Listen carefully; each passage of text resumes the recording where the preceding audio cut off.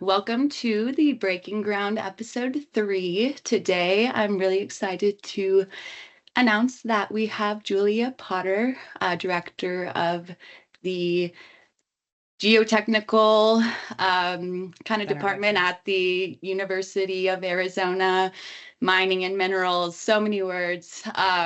Julia is actually someone I admire a lot. I've seen her at a bunch of different conferences doing presentations on technical topics like modeling, and she's also the president of Women in Mining USA, which is one of my favorite groups to be a part of. So welcome, Julia. We're really excited to have you. Thank you so much for having me. And I know my title is a long one. It's Director of the Geotechnical Center of Excellence at the School of Mining, Engineering, and Mineral Resources at the University of Arizona. It is a mouthful. So There you thanks go. so Yeah, much no, for having me. of course, of course. Mhm. Just to start off, would you mind giving me, I guess, a little bit of like your background on, where you're from originally, like where Mhm. you went to high school, college, just kind of the beginning of your life? Sure, yeah, absolutely. I'm from Wisconsin. I grew up in pretty much the middle of the nowhere, the type of place where you have to list like three different towns to Before someone explain, knows where yeah, you, even to yeah. people from Wisconsin, Mm-hmm, where I grew up. hmm And I went to a small high school in a town called Campbellsport, but where I grew up was at least about 20 miles away from that. And I spent a lot of time outside as a kid, largely because my mom would, kick us out and tell us not to come back until lunch or dinner or whatever it Yeah, was. lock the door. Yeah. Yes, yeah. And so that's probably where my initial interest in earth sciences started, but I kind of moved away from that. Both my parents are very like humanities type folks. They were social workers and then hmm became community college teachers, professors. But once I went to college, I went to Eau Claire. I wanted to go somewhere that was far enough away from home where, my parents couldn't get to me too easily. I I know how love that seeing is. them now, but then I was really looking forward to some independence. Yeah. And so that was about 4 hours from my hometown. It took me 7 years to finish because I changed my major, I think almost 7 times. I started as like, Seven. I know, yeah. I What? started as an English major. For a while, I was a philosophy major. I was a hmm women's studies major or minor, and then I was a political science. And I kind of landed on history because I wanted to go to law school. And I thought maybe I'd go into environmental law. So I Yeah. took What made you want to go to law school, just real quick?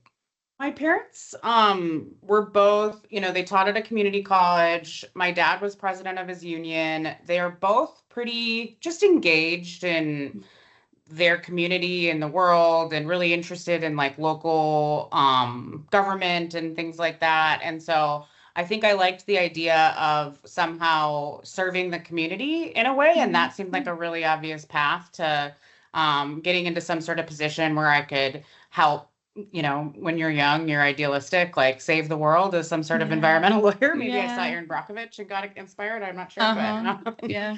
Yeah. and then Before I'm the world also hardens you a little bit. Yeah. exactly, yeah. And I'm a talker and I'm a reader. And so it Mhm. seemed like those skills, That led. matches up perfectly with the lawyer. I feel like that's Yeah, all that they do is like exactly. read Yeah.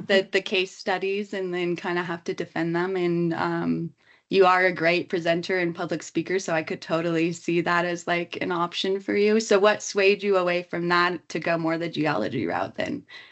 So I took on I think I was going to do, an environmental science minor. And as part of that, I took an oceanography class and I had a professor, Kent Severson, who he was just the most engaging. It was the most engaging class I'd taken all through college. And keep in mind, I Yeah. was at least 4 years in by then.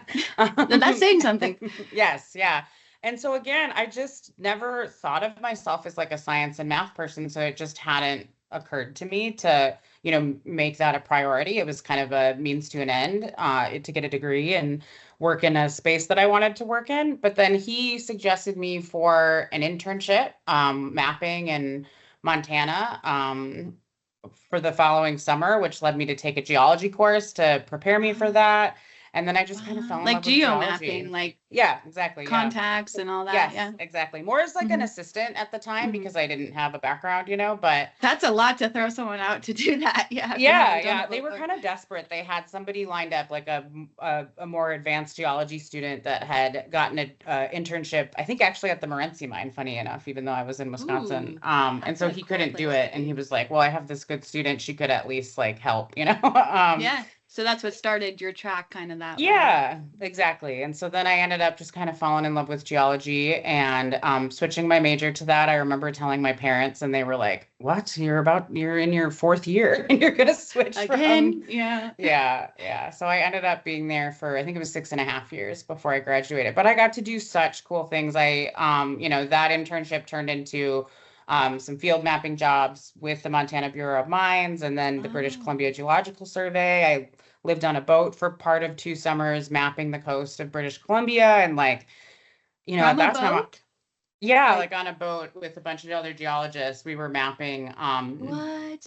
yeah, mapping up, the metamorphic rocks along the coast that Mm-hmm. there's actually a lot of gold in Alaska, but not Mm-hmm. in those same rocks in British Columbia. And so we were trying to Hmm. figure out why that might be, or if there was gold in it, where, That's yeah, it was a really cool experience. At the time, I definitely thought that's, just what being a geologist was. hmm.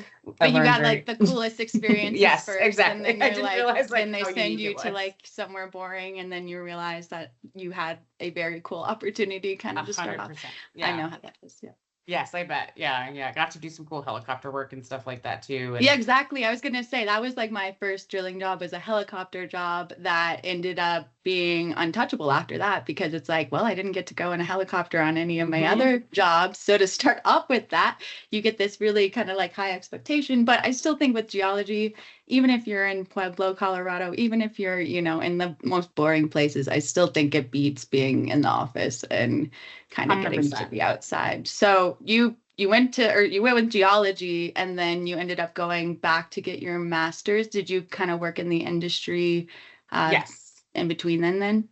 Yeah. So other than those kind of field work jobs, summer jobs, my first real job was actually at Colin Nicholas, where I stayed for, I think it was 12 years. A consultant, right? Yes. Yeah. I Mm. started as a field geologist there. And so my first few years were doing field work and, core sheds a lot of times, Of back to course. back to the middle of nowhere. Oh yeah. Yeah. Mm-hmm. And so Country. either core Mhm. sheds or sitting drill rigs and doing oriented core back then. I think I was on the last field job where we did clay orienting, where they used to just like shove a plug of clay down the What?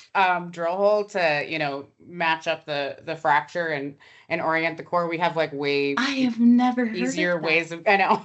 Since now it's What? like with televiewer and things like Yeah, I that. think It's that's what I was thinking of. I'm like, isn't that how you orient it all? But of yeah, course, yeah. like you had to do something before that, right? Like, Yeah, and most people had already moved to other more automated ways to do it, but I was on some project where they'd been doing it that way all along, and it was the last time that I think anybody at my company oriented core that way, and so I oh got my that goodness. experience. I mean, at least you get to like learn like the fundamentals a little For bit before you sure. start trusting technology. I think that that's always helpful, especially with geology.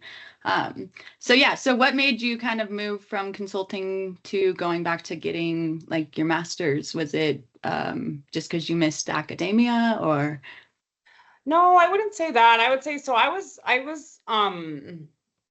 a geologist working at an engineering firm, Mhm. and I always felt just a little. I don't know how much it actually put me behind because geology is such a core part of what we do as, Yeah. geological engineers or geotechs. Mhm. But I felt that it did, and I wanted to, fill any gaps that were there in my background. And Yeah. I also I just was ready for a change. Like I wanted to pivot. I Yeah. really liked my company, but I wanted something new. And Mhm. so it's kind of those two things that led me to go back and get a master's. I was working full time throughout. I remember signing up for courses and then I'd go to the first couple days. And if it seemed like I wasn't going to be able to miss class for a month to go to Africa for a field job, Mhm. I would drop the class and find another Yeah. one that I Yeah. could take. And so Mhm. it was a lot. I was juggling a lot, but I'm really glad I Absolutely. did it. Yeah. I think that was 2016 that I went back for my master's. So about 5 or 6 years into the industry. Wow. Okay. So you got your master's, and did you go back into like the industry or consulting, or did you kind of move into academia after that, or what was like your next No, step? I never really left like until I came to the GCE. I never really left. So I worked full time Because you were, throughout yeah, it. doing both of those things at the same time, which is crazy. I cannot Yes. imagine having to do that.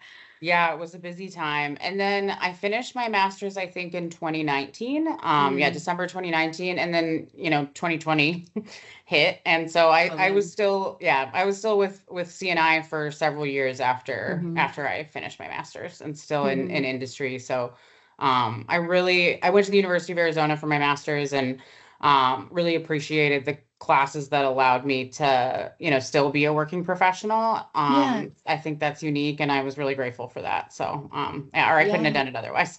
No, it is, it's tough. I mean, I have a lot of respect for people who try to do that at the same time because I mean, it costs money to go to school and you're also having to just make money to pay your bills. But I really admire, if you have the will and desire to, become an expert and not just be a geologist, because I think that there is a kind of a gap between, the engineering geologist versus like an engineer that they treat them a little bit differently, and I don't think they should. Like I feel like we all have, a really unique perspective, and engineering geologists know a lot for like of the engineering for being geologists when they didn't get taught rock mechanics and all of that. So anyone that I've worked with, I'm like, I don't think that you know less than me because I went to a school with an engineering degree, so I think there's a place for us all, and it sucks that sometimes you have to get that piece of paper to get that respect, but I do think that it helps in our industry and getting more of that technical expertise. For So sure. yeah, so what shifted you to go kind of work where you are now then? So, I really love the technical work. For somebody that wasn't math and science, or just kind Mhm. of that was an afterthought for me for the, first half of my life thus far. It's Mhm. interesting. It's funny how much I love technical work and how I Yeah. really just like digging deep into problems. I always tell students that if they really like technical work, go work at a mine for a few years and then go into consulting because that, gives you the opportunity to dig really deep and You also work see on a the bunch of everyday different. operations. Yeah. Exactly, yeah. Go Mhm. see the everyday operations, find out what that perspective is like, and then if you want to dig deeper, go work for a consulting firm. And you get to see a bunch of different operations that way too, once if you're a Totally. consultant. And so I Yeah. love that work. But then in 2020, I became president of Women in Mining Arizona, the state Hmm. chapter, in April 2020. So, Hmm. COVID. COVID. Um, and so that was a tough time, but I also got really inspired by keeping people connected throughout. And I was really fortunate when I was president. There were lots of folks looking for like volunteer stuff to do, because they were stuck To at connect. home. Yeah. Yes, Hmm. exactly. And Hmm. so, despite that, all the challenges of that time, the chapter grew exponentially. We launched a scholarship program. We started a webinar series, an ambassador program out at the more remote mine sites in Arizona. And so, we really kind of grew despite all the COVID issues. When previously, we'd only been around for a year or so before that. Most of what we did was in-person networking and professional Wow. development events, and so Yeah, we so you had could have just completely lost all your momentum and just kind of gave 100%. up, but you leaned into it because people actually needed that at the time, I feel like. Yeah, and again, like it definitely wasn't just me. I had this great team of Hmm. volunteers with that we were all working together, and we did a lot of great things, and Yeah. I really loved that. I felt like that kind of community building type work and bringing people together just filled something, a gap in me that I didn't realize was there, and inspired me in ways that the technical work did, but then just kind of added to that. And so Yeah, because you need a little bit of, I mean, I think you need community, especially with technical work, because like it can get pretty lonely if you're just sitting on a model for 6 months, you're not for interacting sure. with anybody. I think that's how you feel human and also feel inspired and, can learn from someone and just feel a little bit less alone. But I feel like COVID kind of forced that on us to realize just Totally. how important that was when you're suddenly forced to have to really go out of your way to make it happen. Yeah, no, absolutely. And so yeah, I loved CNI. I honestly thought I'd retire there. I became a shareholder in 2018. I was the first female shareholder. Wow. And it was, you know, I loved that company because of that employee ownership model. And so I thought I'd retire there, but then a friend of mine who I knew a bit from college and who I'd worked with a bit, I was not looking for jobs, but he saw the GCE. There was at the time a co-director position, and he sent it to me and said, "Hey, this really sounds like you know." And he was right. It blended kind of my two passions, which is that technical engineering work with the community building, leadership stuff. And so it was really hard to leave CNI, but as much as I, you know, enjoyed my time there, I'm so glad I did. It really opened up my world to new people, new ideas, you know, different forms of collaboration, and gave me that opportunity to continue that work that I've, you know, found such a passion for through women in mining. So solving larger problems, bringing people together, stuff like that. So, yeah. Wow. So you're happy where you're at then now, kind of just leading. Like, I mean, you taught part of the open pit class that I did, but I guess what do you do, you know, day to day for them then?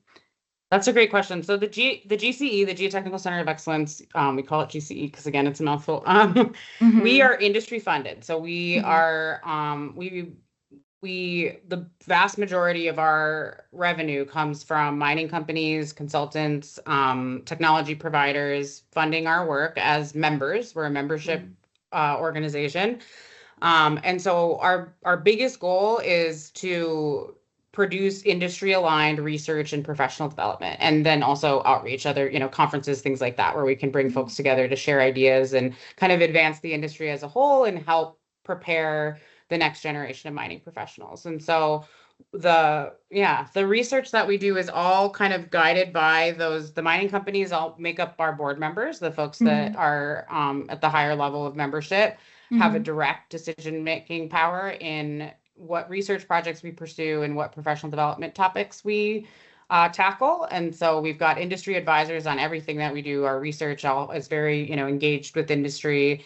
And our professional development program, you said you saw me teach, and what that probably means is I probably gave a couple different presentations, but that course actually brought together like over 50 of the industry's, you know, top experts as well as up and comers and stuff to speak on their area of expertise. And so the role we play is basically helping recruit the advisors that help us build out the course, and then we bring it all together and we make it turn it into a seamless, cohesive unit. Cohesive thing. No, that makes perfect sense for what I experienced taking that class. I was like, everybody that's presenting is either a consultant or, you know, mine owner. So they kind of have seen all the different sides to it. And I, you know, going to school before I was in the industry, felt like listening to that kind of stuff, I didn't really like, it was a lot more theory than it was, hey, this is our experience in the industry. So being able to take a class, you know, 6 years out of school now, and be able to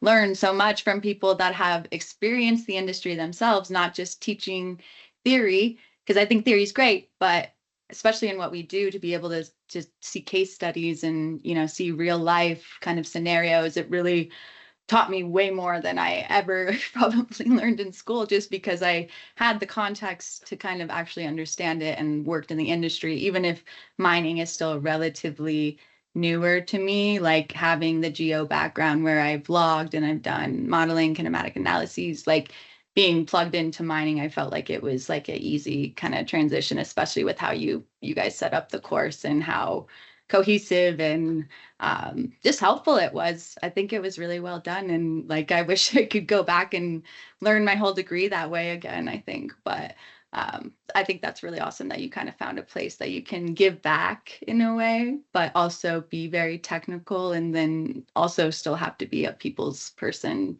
because I think academia kind of combines all of that. So I guess just starting out in your field of like going from history to geology to where you are now, do you have any advice for like little you at that point in your life that you wish you would have known? Yeah, I mean, I think, you know, pretty much everyone I know, maybe not everyone, but the vast majority of folks I know have at one point in their life suffered from some kind of imposter syndrome. You know, I mentioned early on, I was a geologist among engineers, and so I often felt behind. or, just that, again, that there were those gaps. And then I also was often the only female in rooms when and that continues to be the case and is just the reality. And there's nothing wrong with that, but we get used to it. Yeah, But we exactly. also don't let ourselves get used to it because it shouldn't stay that way, I feel like. For sure. Yeah. Yeah. And I think, and I'm also kind of an extrovert. I'm not your typical engineer. I'm a people person. I love, you're totally, I think in my mind, you're like a very people's person, public speaker, creative, but also can dissect a block model somehow, and go real deep. Like, I think that's the perfect kind of combination. For sure, yeah, and I think that early on in my career, I went through some stages of trying to fit in and not like hide those differences, but downplay them and not use them to my advantage. And I learned over time that those differences often made me stronger and better at my job. Like I think it's way harder to learn geology on the job than it is engineering. Yeah. Well, yeah, and also like you can learn like geology and engineering kind of on the job or in school, but like to be an empathetic, like people's person, you can't teach that. And I do think that sometimes I've always myself felt like it made me seem unfocused compared to someone that might be only technical. But it's really like, no, we do have a perspective that can add to the environment, that can actually just add a side that's not there. And just because not everybody, just because you're not like everybody doesn't mean that you don't fit in or belong, I think is what I've been trying to kind of wrestle with myself, of working in consulting, going to contracting, doing more construction. I don't think I could make it in academia, but I think with construction, like I had to realize that, okay, maybe I can apply my engineering skills and also be out in the field and be with crews, because I love that. Like I worked for Q right out of school, and it really taught me that I loved being around that and building. And I think I almost gave up on engineering just because I had felt the kind of similar, where it's like you are unfocused, you don't really belong here, you don't fit in, you're not like me. And people might see that as like a bad thing, but I really do think that it's a good thing that we need to kind of embrace more, and other companies should embrace more, and letting people have the freedom to have the creativity, because I think that really does enhance engineering and problem solving if you can think out of the box, if that makes sense at all. But... No, 100%. And I would say too, like one of the things that, if you ask any high up geotech, whether they're like a consultant or in operations, what their struggles are, you'll almost always hear something about communication and how difficult it is to communicate, analysis results and design parameters, and most importantly, risk and confidence in our designs and stuff like that. And models, that's everything. 100%. And so I think like that's a soft skill, quote unquote, traditionally a soft skill. And it isn't something that comes naturally to everybody. And so I think that, just what I learned and what I wish I'd known 20 years ago, I guess, when I was first starting out, is that those differences really do make you stronger. And that if I would have spent less time. Totally.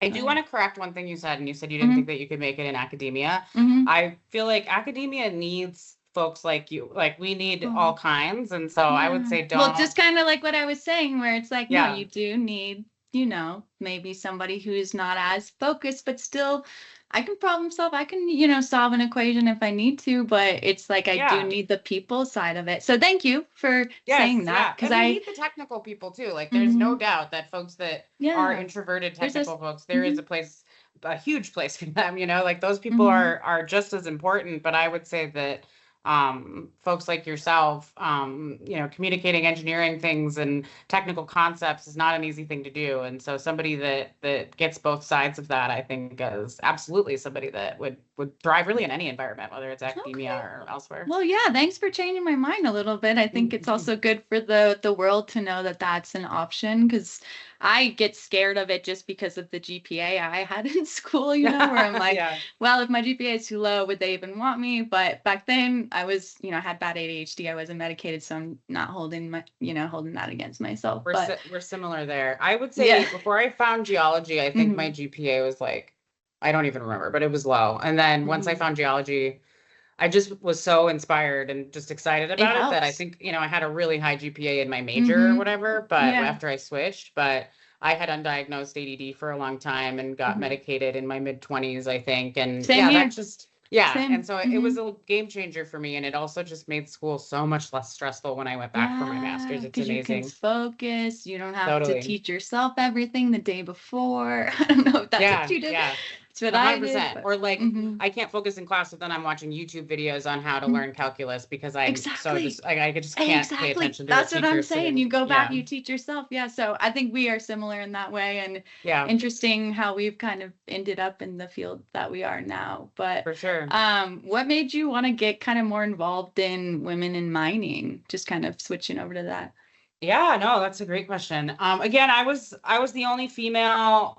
No, there were other females, but I was the first one to become a shareholder and to get promoted into the various roles I was promoted into. And Wow. so, that not to say that I was surrounded by a lot of really supportive men and mentors. Dave Nicholas, one of the founders of the company, to this day is somebody when I'm stuck on a problem, whether it's, you know, people related or technical Mm-hmm. related, call and ask for help from, and he's Yeah. always given me his time and has just been an incredible mentor to me Mm-hmm. throughout my career, as along with several others at CNI. But I remember when I first started out, my mom saying to me, like, I really feel like you should find some sort of affinity group, where you can Mm-hmm. meet other women in your field. And I was like, Mm-hmm. no, like, why would, I don't need that. I'm Yeah. just like the boys, that work with Mm-hmm. me at CNI and stuff. Mm-hmm. And then as I got older and, I went to like my first WIM event and I was like, oh man, this is really cool. It was the Women in the Arizona chapter like launch event. And I Okay. just was, I think there was, 150 people there or something. And it was so Mm-hmm. exciting to just see all these people, and not Yeah. all technical folks. WIM is really Mm-hmm. proud of how diverse we are in terms of, background, when it comes to whether you're a technical person or an HR person, Yeah. or Or you work in finance. exactly Yeah. finance, whatever Mm-hmm. it is. Mm-hmm. And but also engineers and stuff. And it changed my life, honestly. I made a lot of close friends that are still very close, and I think will be, forever. Yeah. And it just gave me an opportunity to connect with other people that were familiar with that feeling of being kind of the only person in the room that, has your background, or, Yeah. and then one thing that WIM did for me that I didn't realize at the time, and is not why I got involved in the leadership, is it gave me, I had gained some, leadership skills at CNI, and because it's a very flat structure. And so you could Mm-hmm. be kind of leading one component of a project one day and following the next, and Yeah. so I got experience through that at CNI. But at WIM, leading a group of volunteers is a totally different experience, and I learned a lot from it. And so I feel like I grew as a person, just through that experience as well. So anytime someone's, considering getting involved, I always sell that as a benefit, as you get Yeah. to, it's a volunteer organization, so there's roles that need to be filled, and you can learn a lot by, leading a team of volunteers if you don't have those opportunities at work to learn those same skills. Totally. Yeah. You Totally. Yeah, get the you get the opportunity to opportunity like to like step step up up and and have to have to lead lead people and people and delegate. delegate. Yes, absolutely. Yeah. So, how did you get involved in Women in Mining USA from going from like the Arizona group then? I met Anita Burdison, like Oh yeah, yeah, I love her. yeah, right before I became president of WIM Arizona. I remember being told, you should run for president, and thinking, oh, why not me? Like, I'm not, Mm-hmm. I just got involved. Oh, that doesn't make sense.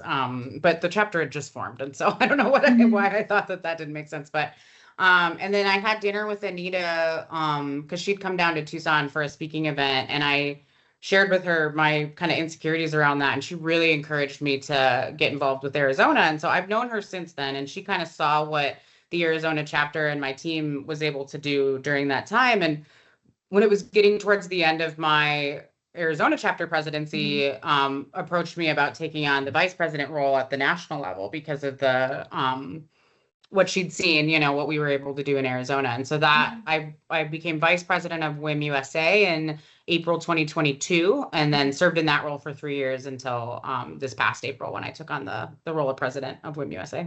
Wow. Well, congrats. I know it's way later than April, but I feel like you're like the perfect person for that kind of Oh, role thank you so to much. to lead such a great group. I think it's also really nice to be able to walk into a room or a conference and like I'm used to being one out of like, you know, a million men. Just to see that many, it's kind of like mind blowing It when is. you're not Yeah. used to it. And also to get, you know, technical, but also finance, HR. It's really Hmm. nice and refreshing to kind of have those voices and just their perspective that, you know, if we're so used to technical, like you get so stuck in that. And I think it's fun to let loose a little bit. And Totally. I think I see that through just women in mining, like even Denver, USA. Haven't really experienced them much past that. But what's one of the initiatives that you're working on right now that you would say you're most proud of for women? I would say I'm going to mention one, if you don't mind, that I worked on previously because it was the first thing that came to mind. I've Yeah, kind of yeah, turned over, yeah, but then I have, you know, plenty of stuff that's going now too. But do. one of the things I'm really proud of and that I have to share credit immensely with is the Women in Mining Mentor Network. Mhm. Flora Rivas, who works at Caterpillar and is another Arizona chapter national representative to USA. I met her because we were trying to start at the Arizona level some sort of mentor network. And Mhm. that was, I think, when I was president of Arizona. So, you know, over three or almost 4 years ago now. And Flora was kind of like, well, why not make it national? And so then we worked together over several years to seek funding Mhm. and work through how it could work on a way on a broad scale like that. Like we originally Mhm. started out with the Google form and trying to pair people up, and that was a total mess. Like You it gotta sounded start easy. somewhere. Yeah, you Yes, gotta yeah, start somewhere. definitely. And then we ended up finding this platform and getting funding that could pay for the platform. And now it's been around for a couple years, and I think there's over 500 folks signed up for it. It's open to everybody. We're actually like considering a name change to the Mining Mentor Network to make it very clear that it's not just for women. Mm, But I'm really proud of that, and I yeah. I couldn't have done it without Floor and without the Caterpillar. Ended up giving us the financial support initially to get started, and I've been funding it for the Nice. last 3 years. And now it's kind of become a core tenet of one of the things that we offer to our members and to the companies that have employees that sign Mhm. up for that to support them. Mhm. And so, and then now Laura Fletcher from the Women Denver chapter is helping Floor run it when I took over the presidency Oh, and needed to Laura's kind of, great for that. Yeah. yeah, needed to Very broaden my well-rounded. focus. Yeah, I'm really excited to see what they do because I always think, you know, just getting a new way of thinking in the room and is always helps, you know, Just and just yeah, like a fresh breath kind of like totally, yeah, just yeah, mixes things up again. Yeah, that's awesome. for I have to sure. join. I need to join because I have not, but Yeah, I've please heard do. like when I go to the conferences, I hear about it, but I'm like, is it just a matter of signing up on like, Yeah, it's free. It's actually free to everybody. So anyone Mhm. can sign up. WIM members get extra credit so they can book more conversations. It's all online. And so, you know, Mhm. there's a lot of different types of mentorship and we're not filling every, you know, need there. But Mhm. you know, one of our most booked mentors, Fio Gianna, she's GM at Morenci, one of the Oh wow. managers, and Yeah. she's an amazing and inspiring person, and she's really active on it. She's very generous with her time when she can be, and Mhm. so you can book with folks like her, Vicky Sepola, who's another Freeport GM, or all kinds of folks that have, and there's male mentors on there as well. It Mhm. does not discriminate by gender. And it just gives, you know, young folks or early career folks, I should say, an opportunity to sit down for 30 minutes to an hour and ask some questions that maybe they're battling with a career Yeah. change or going back Yeah. to work after You don't get many opportunities like that, I don't think. 100%. Yeah. And Mhm. sometimes those conversations may turn into longer term relationships, or Mhm. sometimes, you know, that mentor may have a different conversation that they want to have with a different, you know, leader in the industry. And so Yeah. anyone can be a mentor because I really think that, you know, even 5 years in, Yeah. you're more You have approachable. knowledge to A share. hundred Yeah. percent. Yeah. You have Mhm. knowledge to share and you're less scary. You know what I mean? Yeah, For, right. Yeah, more so approachable maybe that Hundred way. Yeah. percent. Yeah, yeah. So that's one thing I'm really proud of is the mentor network. And again, open to everybody. When members get a little extra benefit. And yeah, it was a lot of work getting it started, but it's definitely That's worth those amazing. efforts. Yeah, that I Yeah. mean, I feel like everybody wants that, but nobody wants to start it because it takes so much work, you know what I mean? So the fact that Hmm. you've done that, now it's just everyone can benefit And I will go sign up after I get off of here. I Awesome. promise. Thank you so much. Yeah, no, would love that. Yeah. And then I would say right now, WIM has grown just overall kind of, I think when I started in 2019, grain of salt, because I don't know the exact numbers, but if I'm Mhm. remembering correctly, we had around like 300 members nationwide. Mhm. And now we have nearly 2,000. And so What? so 5 or 6 years, we've grown like a crazy amount. Crazy. I didn't think you were gonna Yeah. say thousands, but wow. Yeah, no, I think the last time I looked, it was like over 1,800. And so it's been incredible growth, which is really exciting, but at the same time, that's a huge change, right? Like that's a lot of change in a short period of time. We're still almost entirely volunteer run. We have one admin who gives us about 8 hours of his time, and then somebody that helps us, run our website. But besides that, all volunteer run. And so what we're really trying to do, and what my predecessors before me have been working towards, is just capacity building. And so Mhm. we got in a lot of new committee leads this year, and Mhm. it's a much bigger group of folks that Mhm. are behind all the different initiatives that we pursue, and opportunities that we offer. Our conference team is much bigger than it has been in the past. And so Mhm. that's a lot of work, corralling Yeah. all those engineers, or sorry, volunteers, I should say.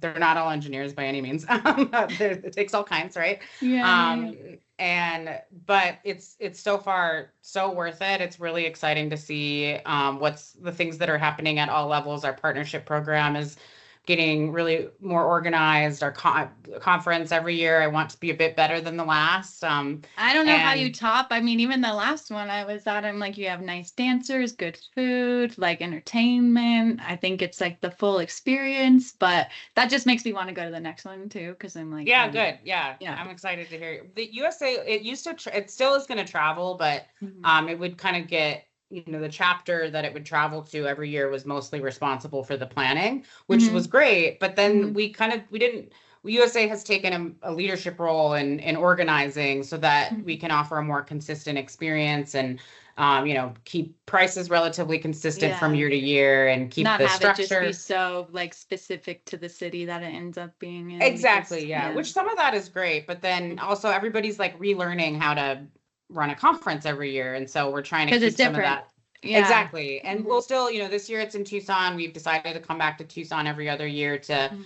give us some predictability, if you will, and like prices and offerings and stuff. Yeah. But then next year we're going to Montana. Montana WIM members will be very active and involved in conference planning, et cetera. But we'll Mhm. be there to help them and to guide them in ways that we've always tried to be, but it was different when it was more kind of on them to run Like it. And hands off, so a little more hands yeah, off. yeah. Yeah. And with all of that, that we recognize that as we've grown, our infrastructure needs to scale to support Mhm. all of that growth. And so we're really hoping to raise enough money to hire an executive director sometime in the next 3 to 5 years, to just continue to make ourselves more and more professional, and reflect this amazing success that we've seen, and just sustain it into the future, and Yeah. and really turn ourselves into an organization that can withstand the test of time, if you will. Yeah, and keep growing and having to I feel like it just has to change as you grow. Like as For you get sure, more yeah, people, you need different structure, different like infrastructure. So I'm really happy to hear that that's happening and that it's growing because I it's a group that I've felt like the most kind of at home in, and I've kind of been trying to find that, especially in construction. There's not for many sure. women. So kind of just to round things off, for the women and the underrepresented groups out there, do you have any advice to them on how to kind of navigate coming into the industry, whether that's just mining, engineering, construction? Yeah, absolutely. I'd say my biggest piece of advice, and again, being president of WIM is not a paid position. I'm not plugging it, Yeah, for right. for Right. any reason Well, other than just truly believing in the cause. And that is to find your people. And there's a lot of different ways to do that. It can be through professional affiliate association like WIM or SME, or others that exist out there, AEMA, et cetera. But just if you can't find your people in your company, or you can't find, the breadth of people that you think will help you in feel like you have a community basically in the industry, there's other ways to do it and to find mentors, allies, peers, etc. And so I just would advise to seek that out.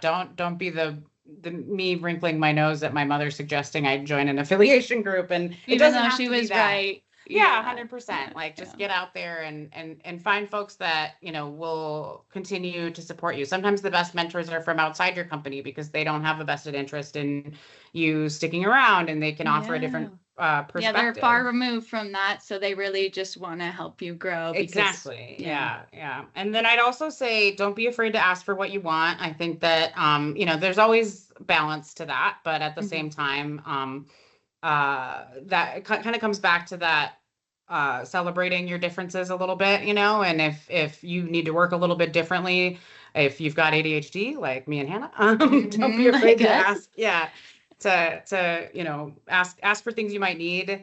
Yeah, don't And suffer in silence, right? Like there's exactly, no yes, point yeah, in that because I think I've done that so much where I'm like, oh, it's fine. Like someone else doesn't need this, so I'll just, meet that person where they're at, even though I'm suffering in silence. And just by communicating a single ask or a boundary actually makes that kind of world of a difference. So it is intimidating to kind of come into the industry or coming out of school, like feeling like you can do that. I think there's a line, but if it's comfort and something you need, like it's just a good reminder to speak up and not suffer in silence, because that's how resentment gets built. And then if you don't communicate that, you for explode, sure. and then there's really no coming back from that. And I also think too with um getting involved with groups, like with what you were talking about, it can also be very intimidating, because you show up and you're new and nobody really knows who you are. But you kind of just have to keep going, so that every For single sure. time you meet, either see the same person you saw the last time or meet someone new, it just feels easier each time you do it. And I'm telling myself that, yeah, because I still struggle with it, and not knowing Same. anyone in the room, and feeling like I don't have the courage to step into it. Like I think it's just the best way to look at it is to see it as endless opportunities of people that might end up your best friends. They might end up your acquaintance, whatever, but there's no pressure. It's just getting and putting yourself out there, and knowing groups like the one that that you're running right now, like Women in Mining, exist, so that you at least can give it a chance and not just stay in your room or stay in your corner, and suffer kind of in silence, because I think there's so much to learn and just community to benefit from by putting ourselves out there. So yeah, Yeah. let that be a reminder from us to everybody to do that, because then you get opportunities like what you have now running a group like that. And it seems to be very fulfilling, at least like it shows in the kind of just energy that the conferences and the group gives. I think it shows the volunteers care. And that's, I think the first step is finding something you care about and just getting involved. So For sure. Yeah. And I think too, the discussion we were having earlier about that mm, field experience that we both have, and I think just the work that you do every day, mm, or, and have done in the past as well, it just made me think of while you were talking, mhm, the one piece of advice that I always give the students. We're not an academic facing unit at the GCE mhm, in my day job, but mhm, we hire a lot of student employees that are undergraduates or graduates, and, we're in the same building as them. And so we are fortunate to have a lot of interaction with them. And mhm, aside from that kind of like find your people, ask for what you want stuff, the thing that I say to everybody is to get your field time early on in your career. mhm, Don't like say yes to that stuff. I think it's really great that including my generation, I'm an elder millennial, mhm. is a little, better at work-life balance, if you will. But at the same time, those early years, saying yes to field time is so important, getting that boots on the ground experience. Those experiences really build credibility later. Sometimes that Yeah, can lead making to mistakes too, like that's the 100%. time to do Yeah. it. Yeah. No, totally. And I think one of the reasons why, Dave Nicholas is one of my favorite mentors is his ideology was very much like, if we're not making mistakes, we're not being innovative. Like, don't be afraid to make those mistakes. Like, of course, Yeah. safety, et cetera, those are all the primary concern. You don't want to make Hmm. mistakes there. But when it comes to technical work, field you work, learn. etc. Yeah, don't be afraid to jump into those opportunities, because those experiences are really going to what builds you up and makes you a credible person into The the future. literal foundation of the Exactly. career. Yes. That's, I would say the same thing, because I think I really even enjoyed my time out in the field at the beginning, but as you move up, the ladder and you're starting to just manage people, you get to do that a lot less. You don't get that same opportunity, but then you're being called on to make the technical decisions or sign off, with your PE stamp. So you better hope that you understand what they're doing out there. I think Totally. it also really helps with being like, you can understand what they're going through, and it's not just like, hey, you're telling me what to do, without actually knowing what it's like out here, because field people will see that a mile away and be like, nah, it doesn't work that way. So I think it's the credibility, the respect, the knowledge, the making mistakes. It's more fun, honestly, I think, to be out in the field doing that. So Totally. Yeah. really important to maximize that and not skip or like fast forward that part of it to just get to modeling or to whatever, because I do think if you're going to model, if you're going to do anything like that, understanding what parameters you're even putting into the model is important, like even the lab tests, Totally. all Yeah. that. Like I And agree so much. yeah, it just makes you a way better data analyst, better modeler, all that kind of stuff, because you just really understand the data in a way that otherwise would be difficult. And like you said, it's really fun. It is, right? It can be daunting, especially, I think, to some of those underrepresented populations. But once you get out there, it's such a good time, It's and you learn attitude so too, I much. Yeah. think. And Like you'll miss it I already feel like someday. that too. Like Me too. Yeah, I'm in totally. construction, so I get to go out sometimes, Mhm. but I don't log or anything anymore. And Mhm. I definitely miss it. And when I see people doing that, I'm like, I'm a little jealous, but I'm also not, because Yes. it's a lot of physical work. But I'm like, if you're an engineer or geologist and you're usually in your head, like that is the best way to learn your hands on kind of Yep. like having to think that way instead, especially working in like a lab, like a Yeah. soils lab. So Yeah, and like you said, it's physical work, and it's also often, from my experience, a lot of travel. And so, really early on in your career, it's the best time to do it, because yeah, you're helicopter drilling, yeah, like, it's so right? fun. Yeah, yeah, exactly. Yeah, Yeah. at the time, So, sometimes it didn't always feel fun. Looking back, I'm like, oh, that was so fun. I but wish I could you go and also do it grew again. so much too For doing it. That's sure, how I yeah. feel like in the moment. Yeah, this sucked a little bit because it was hard, but Hmm. I did it. Like you logged all that, you carried all that rock, you made it back Yeah. safe. Like I think and even testing concrete when I was doing that, I'm like, I hate this, but Yep. it is so rewarding when I'm done with it. And I feel like I just like ran up a mountain, even though it was just testing concrete. But those Oh, things, for I sure, mean, yeah. times like that are very challenging, but I do think that's like the most fulfilling in my mind. So I think people really just need to get out there and make mistakes, and then they can rot in the office later if they want Yes. to. But yeah. And be Um, waxing poetic like we are about our days in the field yeah, someday. So yeah, exactly. yeah. Sweet. All right. Well, I think that's pretty much all we have time for, just so that we're like keeping it under an hour. But thank you so much for your time today and your perspective and all your knowledge, your expertise. It was really, really nice to kind of hear what's going on with WIM too. And I think a lot of people need to see that academia and working in academia can exist in the way that you do, where it's way more tied into the industry than I ever realized. So thank you again, and I'm really excited for the world to hear everything that you have to say and hear your story. So thank you again. Thank you, Hannah. This was a really enjoyable discussion. I really appreciate you having me.